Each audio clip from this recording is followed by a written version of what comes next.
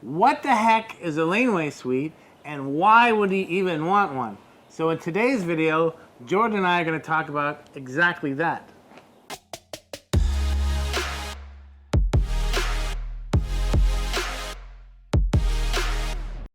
So, why would we want to do a laneway, Jordan? It's a tremendous investment. Probably in real estate right now in Toronto, it's probably the best investment per square foot you could make. Because you can build a laneway for, call it 300 plus, right? Per square foot. Yeah. Yep. Yeah, anywhere from 225 to 3 something.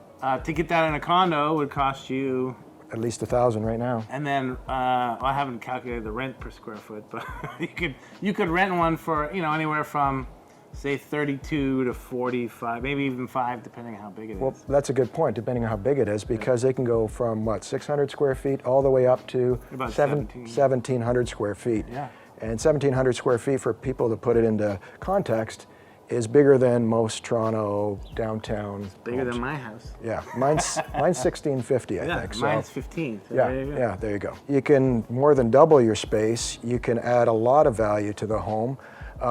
Another one, they're being used for home offices. We're in times, and after people are putting in, as Paul is here, a great home office, a working area, area for kids. So there's so many different things that you can do, but the main thing is you can make a lot of money. You can add a lot of value by doing it. And even like, let's say typically on these Toronto properties, you're gonna get somewhere between 8 to 1,000 square feet. So let's say a 900 square foot laneway, that'll cost you around 300 grand-ish to build. Yep. You're gonna rent, I know one in the neighborhood just rented for $3,600 a month. Yep. So that $3,600 carries a mortgage of close to $900,000. Yes. Right now. Yes. That's a great, amazing investment, It's a fantastic potential cash flow. And I know people have done it the other way. They live in their main house, and eventually they're going to retire to their laneway house. They have, so it gives you a lot of options too, which I find really interesting. Yeah, I should build you a laneway. Well, we're looking at it. Actually, I know. Yeah, no, I'm looking at it for sure. Working the laneway angle. I think he's getting a percentage on this construction. It must be. Okay, so now that we've convinced you in our brilliant methodology of why you should do a laneway, well, let's talk about how you should do a laneway. So the first thing is, it has to be on a City of Toronto laneway.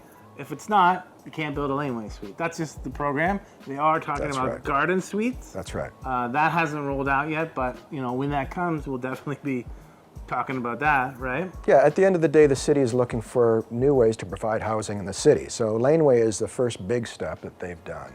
And it's the most exciting way that they've come up with. But down the road, there may be other options. But laneway is something they've approved, they've stamped, and if you meet the specifications of a laneway home, you have absolutely no problem building a laneway house. Yeah, you get the permits. Yeah. So yeah, I guess we should say it's a secondary dwelling on your property. Right. They don't want you to sever them. What does that mean? What that means is the plumbing is going to be coming from the main house. So, for example, yeah, most of the services. Exactly. So they're not going to make it easy for you to just chop it one day and sever the land. So that's one thing to take into account. But again, that's being done all the time. So most properties that are on a City of Toronto laneway are zoned for a laneway, but that doesn't mean you could build a laneway. Right. They're still getting a permit and meeting the fire code, which is the big hurdle in this case, right? So let's talk through that. So there are really two ways that you qualify basically for emergency services access. Yeah, right? the main thing is really fire. It's really fire. It's yeah, fire. Yeah. I was just trying to be more inclusive. Yes.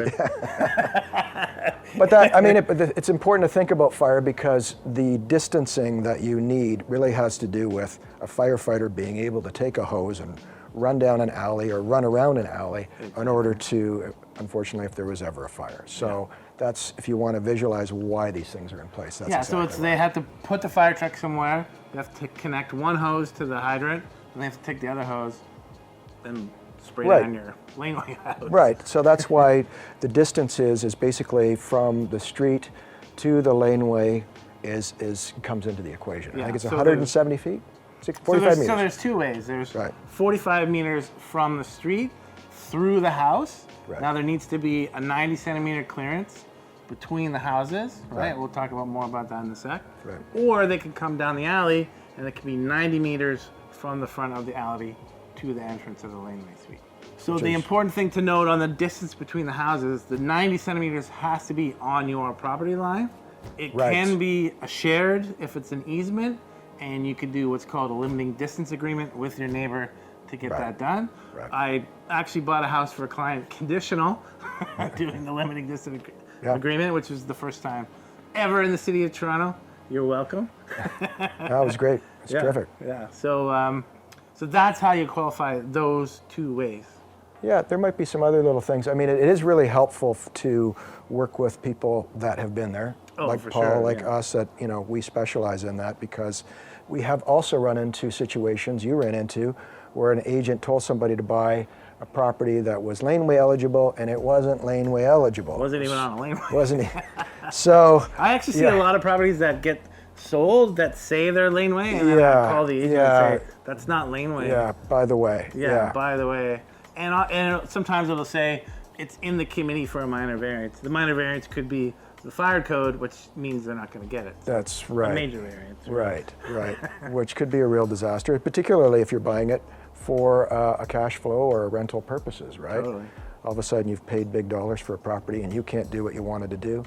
That sounds like a lawsuit to me. So you don't want to be, you want to work with people that know what they're talking about. So the other thing, like, so how big can the laneway be? So we need to talk about some of the other rules around laneways.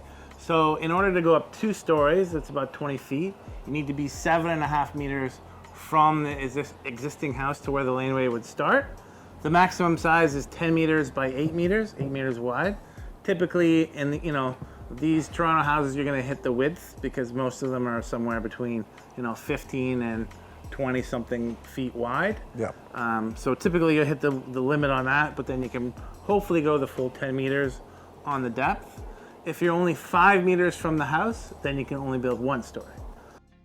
And then there's a setback of 1.5 meters from the actual where the laneway property starts or ends, I guess in this case. Right. And if you're on a corner lot, then you also need to be 1.5 meters in, unless you go to committee, and then you can probably, usually what they'll do with existing structures is they'll say that's grandfathered and you're good to go. Yeah, if you want to know some of the basics about what you need that way, it's helpful to have a diagram, and either Paul and I can send you some information on that basically gives you the dimensions of what the laneway setup is, you know, the 5 meters to 7 meters and what have you.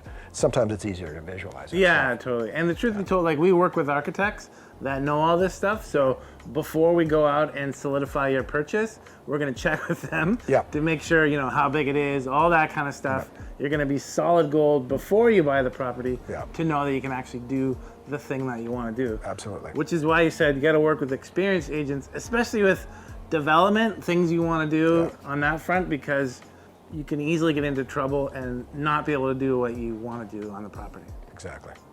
Well, I hope you found this video hugely helpful. And if you want more information, you can just shoot us an email, info@thinkto.ca. And smash that subscribe button down below, where we post new videos each and every week. whether you like them or not. Hopefully you like them. Talk soon.